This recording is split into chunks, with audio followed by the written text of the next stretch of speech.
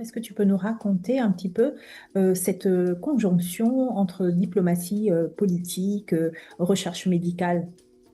Oui, à cette époque, les liens sont tissés serrés, comme on dit au Québec, dans une relation qui est justement, qui n'est plus celle coloniale, mais qui est vraiment celle post-coloniale, de ce que Mhm, Jean-Pierre Dozon a qualifié de frères et de sujets. C'est-à-dire qu'on a finalement des médecins militaires qui souvent ont travaillé aussi avec leurs collègues africains, notamment à Santé Navale de Bordeaux. À cette époque, le ministre de la Santé centrafricain a fréquenté Santé Navale à Bordeaux.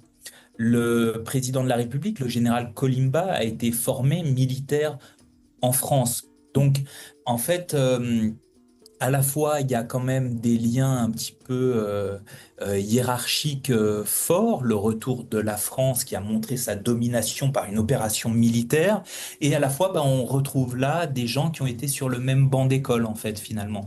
Donc, c'est ce qu'on appelle, voilà, il y a des liens à la fois amicaux, fraternels et qui intègrent aussi quand même structurellement une certaine hiérarchie, mais qui est difficile en fait à démêler. Tout ça est vraiment lié. Et donc à cette époque, le docteur Alain Georges, qui est directeur de l'Institut Pasteur, est un médecin militaire et à la fois il en réfère à son autorité militaire en France. À mhm. la fois, il connaît très bien Jean-Claude Mention, la personne qu'on a appelé le proconsul, le numéro un bis, celui qui était placé par la DGSE, c'est-à-dire les services secrets français, comme étant le bras droit du président Kolimba. Et d'un autre côté, le président Kolimba est lui-même un militaire formé en France. Donc ces gens, en fait, parlent vraiment le même langage, ont connu les mêmes personnes, il y a des liens d'amitié qui se font.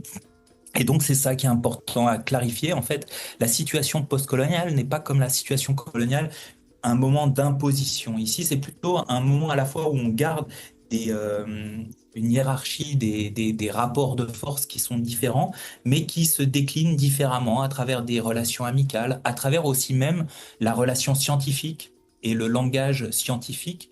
Et c'est de ça que c'est très bien manié le docteur Alain Georges et qui va lui permettre de développer l'opération Banguise, donc cette recherche sur le sida chez les militaires centrafricains, d'une manière tout à fait particulière que permet à cette époque la situation postcoloniale de la France avec l'une de ses anciennes colonies, la Centrafrique.